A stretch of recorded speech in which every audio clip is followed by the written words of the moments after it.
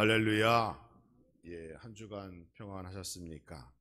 예, 오늘 결석하신 분들이 조금 계신 것 같은데, 여러분 건강 잘 챙기시고, 이제 새로운 8월, 무더워지군다고 얘기하고 있는데, 우리 하나님께 더욱 기도하시면서 우리의 영과 육이 강건함으로 8월을 잘 맞이하시고 보내시는 복된 성도와 가정 되기를 주님의 이름으로 축복합니다.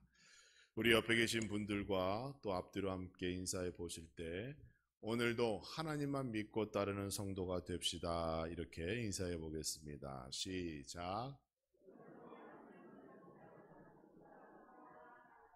예. 여러분에게 질문해 보겠습니다. 사람은 뿌린 대로 거둔다. 또 콩 심은 데 콩 나고 팥 심은 데 팥 난다 라는 말을 들으시고 얼마나 이 말에 동의하시는지 한번 질문해 봅니다. 이 논리는 대부분의 사람들이 정의를 생각할 때에 가장 먼저 첫 번째로 떠올리는 말이라고 합니다. 그래서 어떤 사람이 죄를 짓고 그것이 발각되어 처벌받을 때 그 죄값 묻는 것을 당연한 것이고 또 그것이 분명하고 명확할수록 정의가 살아있는 사회에 내가 살아가고 있다. 사람들은 그렇게 생각한다는 것이죠. 최근 변호사 관련 드라마 한 편이 큰 유행을 하고 있죠. 여러분 다 아실 겁니다. 이상한 변호사 우영우 그래서 큰 유행을 하고 있습니다. 수도권 기준 시청률이 20%가 넘었다고 그래요. 저는 시청률이 얼마나 중요한지는 모르겠지만 처음 1회는 1%가 되지 않았다고 그래요. 1%가. 근데 2회 때 4%. 그리고 입소문을 타면서 지금은 20% 넘는. 그래서 그 주인공이 몸값이 지금은 억대가 되었대요. 억대가. 그래서 예를 들어서 우리 함라면 교회연합회에서 행사할 때 그분을 초청하려면 최소 1억을 줘야 와서 인사 한 말씀 한다. 이렇게 아주 몸값이 올랐다. 이렇게 지금 얘기하고 있습니다. 그 드라마를 보면 여러분 재판하는 장면이 계속 등장하죠. 아무래도 변호사에 관련된 드라마다 보니까 재판하는 모습이 계속 나옵니다. 그리고 변호사는 자신이 변호할 사람에 대하여 최선을 다하죠. 그가 정의롭든지 정의롭지 않은 죄인이든지 일단 맡은 것에 대해서는 변호를 최선을 다하는 것 볼 수 있습니다. 누명을 쓴 사람은 억울함을 풀어주는 장면도 있는데 어떻게 죄인을 변호해서 그 죄값을 더 낮추도록 하는 역할도 변호사가 하더라는 거죠. 그런 장면을 보며 우리는 내가 가지고 있는 정의가 흔들리는 것을 발견하게 됩니다. 왜? 내가 가지고 있는 상식으로는 죄가 무거우면 어때요? 더 큰 죄값을 물어야 하는데 훌륭하고 능력 있는 변호사를 만나면 아니 죄가 크더라도 그 죄값이 어때요? 약해지더라는 거예요. 또 심지어 집행유예를 받고 풀려나는 장면도 우리가 보게 됩니다. 그럴 때 사회의 정의가 사라진 것 같고 이 변호사라는 사람들이 과연 정의를 세우는 사람이 맞는가? 그들이 돈만 밝히는 그런 사람이 아닌가? 이런 생각도 우리가 한번 해본다는 것이죠. 콩 심은 데 콩 나고 팥 심은 데 팥 난다라고 하는 그 논리가 무너지는 순간 우리는 생각할 때에 정의가 사라졌다라고 생각하여 불안해하고 때로는 두려워하기도 합니다. 죄 있는 사람은 당연히 그 죄값을 물어야 하는데 또 죄가 없는 사람은 억울하거나 누명을 쓰는 일 당해서는 안 되는 것이 그게 바로 정의인데 그것이 잘 이루어지지 않을 때 우리는 혼란을 겪는다는 거예요. 다시 본문으로 돌아와 오늘의 주인공 욥에 대하여 살펴봅니다. 성도가 욥기를 읽을 때에 읽는 사람의 형편에 따라 극과 극으로 그 입장이 달라지게 됩니다. 일단 자신이 지금 고난을 당하고 있을 때에는 욥을 통하여 큰 위로를 얻을 수가 있어요. 왜냐하면 결과적으로 욥이 모든 고난을 다 이겨내고 하나님의 갑절의 축복을 받아서 나중에 마지막 부분 욥이 어떻게 더 행복한 사람이 되었는가를 보면 지금의 고난을 당하는 사람은 거기서 위로를 얻을 수가 있는 것이죠. 반면에 현재 이렇게 고난을 겪고 있지 않고 평안하고 행복하다라고 여기는 성도의 입장에서 이 욥이 당한 고난을 보면 거기에 의문을 제기할 수가 있는 겁니다. 왜요? 당대의 의인이었던 욥에게 왜 이러한 고통과 고난이 찾아올 수 있는가? 이게 과연 정의인가? 이렇게 물어볼 수 있는 것이죠. 그리고 하나님께 질문합니다. 하나님은 어디에 계시고 하나님의 공의는 과연 무엇입니까? 여기에 대한 의문을 품을 수가 있는 것이죠. 그래서 욥에 대한 평가가 그때부터 달라지게 되는 거예요. 욥이 받은 갑절의 축복은 우리 모두가 원하는 바이지만 그가 경험했던 고난은 사실 절대적으로 피하고 싶고 만나고 싶지 않은 고난이라는 것이죠. 여러분께 욥이 받은 갑절의 축복을 약속할 테니 욥과 같은 고난을 받으라고 말한다면 여러분은 어떻게 생각하겠어요? 그렇게 한번 해보겠습니다. 이렇게 얘기할 수 있을까요? 아마 대부분의 성도들이 거기에 쉽게 승낙할 수 없을 것 같아요. 갑절의 축복을 받기는 평상시에 우리가 원하여 기도하고 있으나 내가 그러한 고난을 통해서 받는다면 차라리 고난 없이 지금 이렇게 살아가는 게 더 좋을 것 같아요. 이렇게 생각하는 것이 솔직한 우리의 모습입니다. 이것이 인간이 가지고 있는 고난에 대한 본성이에요. 고통에 대한 누구나 똑같은 거기를 향한 마음이에요. 그러면 왜 하나님께서는 이 욥의 이야기를 통하여 우리에게 무엇을 말씀하고자 하시는 것일까? 여기에 대하여 한번 우리가 생각해 봐야 합니다. 우리가 생각했던 정의가 하나님이 가지고 계신 정의의 개념과 다를 수 있다라는 것을 우리가 인정할 때에 우리는 그때서야 더 깊이 하나님이 하시는 일을 인정할 수가 있고 또 순종할 수가 있는 겁니다. 결국 세상의 힘, 세상의 법이 아니라 우리가 의지하고 우리가 의뢰해야 할 분은 오직 하나님 한 분뿐이다 라고 하는 그 믿음을 지금 우리 하나님께서 우리에게 요구하고 계시는 것이죠. 하나님께서는 욥을 통하여 우리에게 무엇을 말씀하고자 합니까? 첫째로는 원인을 알 수 없는 고난이 누구에게나 여러분에게도 찾아올 수 있다라는 것을 말씀하고 있는 거예요. 콩 심은 데 콩 나고 팥 심은 데 팥 난다라는 것은 우리로 하여금 그 논리로 인하여 자꾸 어떠한 문제가 발생했을 때 원인을 찾게 해요. 그리고 그 원인을 찾아서 책임을 물으려고 해요. 책임을 물으려고. 네가 잘못했구나. 너 때문이구나. 당신 때문에 그러니까 책임을 져라. 이렇게 물으려고 하는 거예요. 또 한편으로는 자꾸 거기에 대한 이유와 원인을 알면 내가 조금 더 견디기 쉬울 텐데 이러한 생각을 하는 거예요. 이유라도 알면 좋겠다. 원인이라도 알면 내가 억울하지 않을 텐데 이렇게 생각하게 된다는 겁니다. 사랑하는 성도 여러분, 여기서부터 우리가 고난을 향한 생각이 달라져야 함을 우리는 알아야 합니다. 고난에는 그 원인이 분명한 원인도 있고 이유가 있고 도무지 원인을 알 수 없는 고난이 있다는 거예요. 욥이 당한 고난은 그 원인을 도무지 찾아볼 수가 없었습니다. 그가 고난을 당했다는 소식을 듣고 친구들이 찾아왔어요.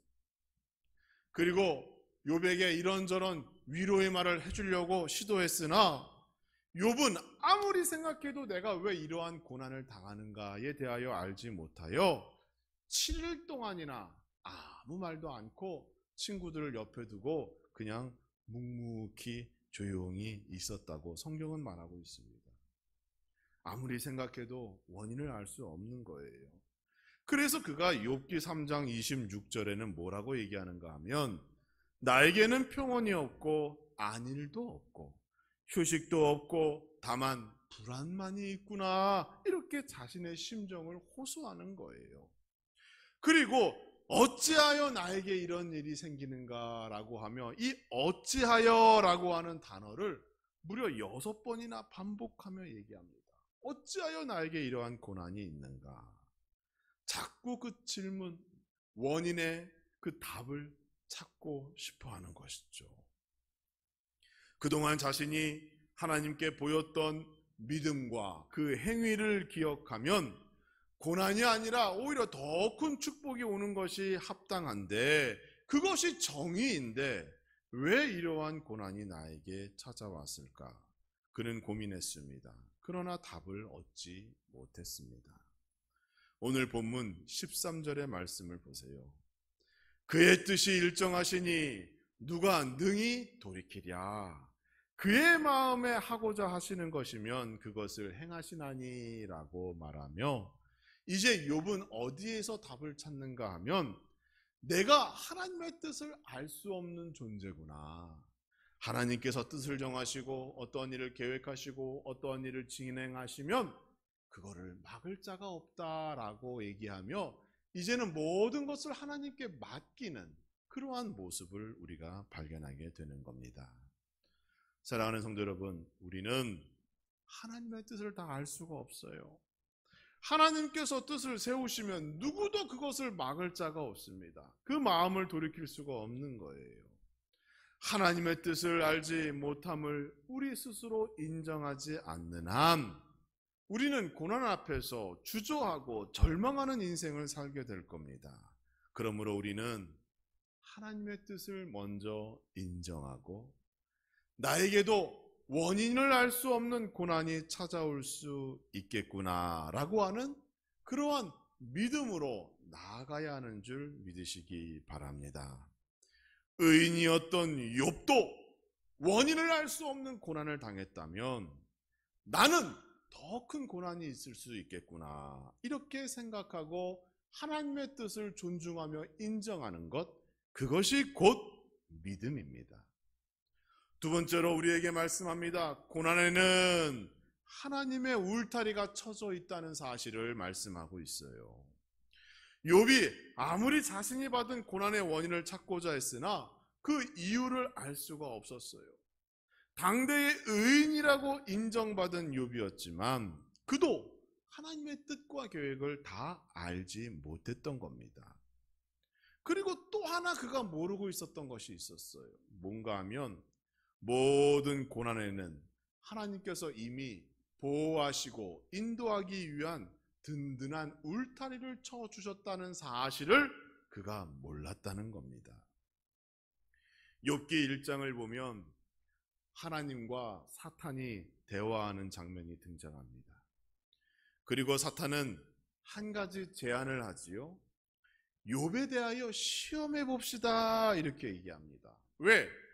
욥이 받은 것이 많고 누리는 것이 많으니까 저렇게 하나님께 충성하는 것이지, 그것을 빼앗아 버리면 하나님으로 향한 배신과 하나님을 불신하는 모습을 보이게 될 겁니다. 그러니까 한번 시험해 보지요, 이렇게 얘기하는 거예요. 이때 하나님께서 한 가지 조건을 말씀하시죠. 그게 욥기 1장 12절에 나타납니다. 여호와께서 사탄에게 이르시되 내가 그의 소유물을 다 내 손에 맡기노라. 다만 그의 몸에는 내 손을 대지 말지니라. 이렇게 제한을 두셨어요. 이미 울타리를 치신 거예요. 하나님께서는 사탄에게 무엇을 해도 좋으니까 다 맡긴다. 그런데 욥의 생명에는 손대지 말아라 라고 한 가지 조건을 제시한 겁니다. 욥이 죽을 것 같은 고난 속에 있다 할지라도 하나님께서는 그의 생명을 건들지 못하도록 울타리를 쳐주신 거예요. 장차 당할 욥에게 먼저 보호하시고 인도하실 것을 이처럼 약속해 주신 겁니다. 이 사실을 모르고 있던 욥, 모든 인간은 그 고난 앞에서 괴로워하고 힘들어하는 거예요. 하나님께서 회복시켜 주실 것이라고 하는 그 믿음, 그 약속을 먼저 알았더라면 덜 힘들 텐데 많은 사람들이 욥과 같이 고민하는 겁니다. 이유가 무엇이고 원인이 무엇이고 나는 어떻게 살아가야 하는가 힘들어하는 것이죠. 그러나 사랑하는 성도 여러분, 고난을 만나지 않는 것이 최선의 삶의 모습이라 할지라도 고난을 만났다 했을 때 그것을 다시 돌이킬 수 없다는 사실을 기억하시고 우리는 이때 기억해야 할 것이 한 가지 있어요. 하나님께서 나를 보호하시기 위하여 이미 강력한 울타리를 쳐주시고 나를 인도하실 것이다. 나와 함께 하실 것이다. 그러한 믿음으로 살아가는 우리 성도 되기를 주님의 이름으로 축복합니다. 많은 사람들이 욥과 같은 고난을 당하여 가진 것을 다 잃어버리게 되었을 때 생각하는 것이 있죠. 이제는 죽어야겠다라는 생각을 하게 됩니다. 이런 실수는 예수님을 믿는 사람도 합니다. 예수님을 믿지 않는 사람도 스스로 죽어야겠다라는 마음을 먹고 실천에 옮깁니다. 예수님을 믿는 사람들은 하나님께서 나를 버렸다라고 생각하기 때문에 그러한 절망의 길을 걷게 되는 것이고, 예수님을 알지 못하는 사람들은 자기 스스로 그 문제를 해결할 수 없다라고 믿기 때문에 절망하고 고민하다 결국 자살하게 되는 것이죠. 여러분, 생명을 스스로 포기한다는 것, 이것이 얼마나 큰 죄입니까? 세상은 그 죽음을 이해하고 동정할 수 있겠으나 하나님께서는 절대로 이해하지 않으십니다. 하나님께서 금하신 죄예요. 성경 안에서 자살이라고 하는 단어를 찾아볼 수가 없죠. 왜인가요? 너무도 그 죄가 크고 무겁고 명백하기 때문에 처음부터 언급하지 않으신 거예요.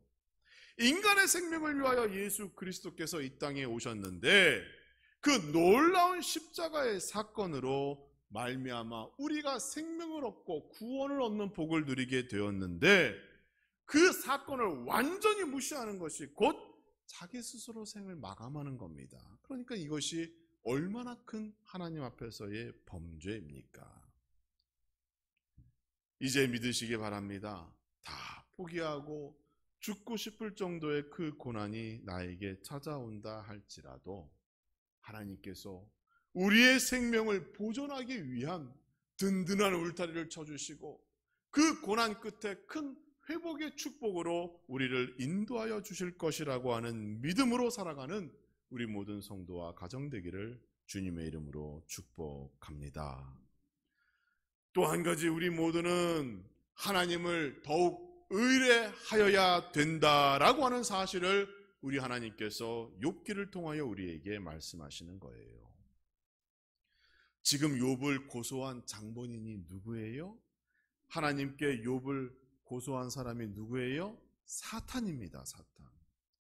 욥기를 보면 하나님은 재판을 하시는 재판관으로 나오고 욥을 고소한 고소인은 사탄으로 나와요. 사탄은 하나님 앞에서 욥의 믿음에 의심을 품고 고소하는 거예요. 욥이 하나님을 섬기는 이유는 그의 순수한 믿음의 결과가 아니라 하나님께서 그에게 주신 명예와 물질 때문에 하나님을 거짓 믿음으로 섬기는 것입니다. 이렇게 고소하고 있는 거예요. 그러면서 사탄은 자신의 주장을 관철시키기 위하여 욥이 가진 것을 하나하나 빼앗아 가고 있는 겁니다. 그렇죠? 처음에는 어때요? 자녀들이 죽임을 당하죠. 재산을 잃죠. 자기의 건강도 잃죠. 가정도 깨지죠. 자기를 위로하겠다고 찾아온 친구들은 빨리 너의 죄를 고백하라고 다그치죠. 아무도 그의 곁에 있지 않았습니다. 모든 것을 다 빼앗아 버리는 거예요.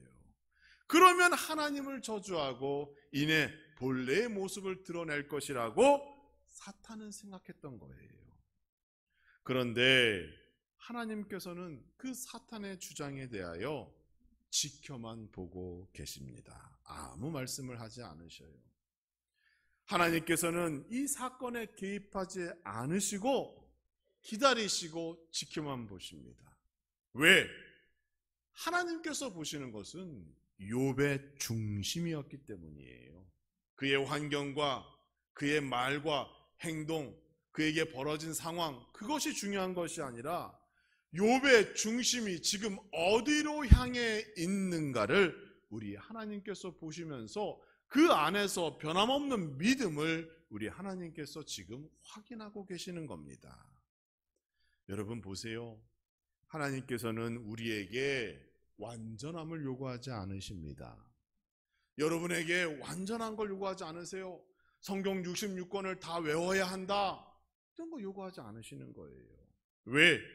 인간은 하나님 앞에서 불완전한 존재일 수밖에 없기 때문에 우리가 처음 창조된 에덴 동산의 아담과 같은 모습일 때는 완전했으나 우리가 불순종함으로 우리는 이제 불완전한 존재가 되었던 것이죠. 그래서 하나님은 처음부터 우리에게 완전한 조건들을 요구하지 않으십니다. 대신 무엇을 요구하시는가 하면 그 마음의 중심에 온전한 믿음은 요구하고 계셔요.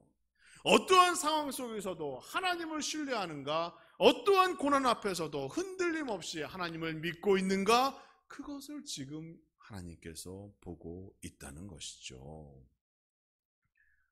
고난의 원인이 중요한 것이 아니라 이유를 알지 못하는 고난 앞에서 오직 하나님께서만이 그 답을 아시고 그 문제를 해결할 수 있다고 하는 그 믿음을 우리 하나님께서 지금 보고 계시는 겁니다.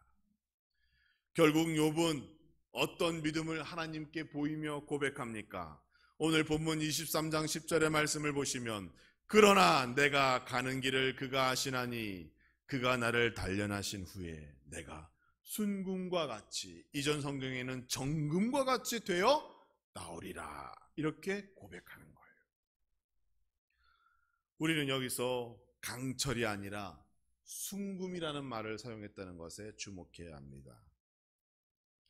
단단한 걸 따지면 강철이 더 단단합니다. 그렇죠, 여러분?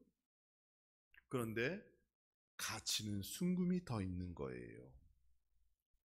순금은 힘으로 누르면 들어갑니다. 그런데 혼합된 재료가 섞인 강철과 달리 순금은 그 순수함을 자랑으로 여기는 거예요. 변하지 않는 거예요. 강철은 단단하나 시간이 지나면 녹이 슬고 그 원래의 성질이 변합니다.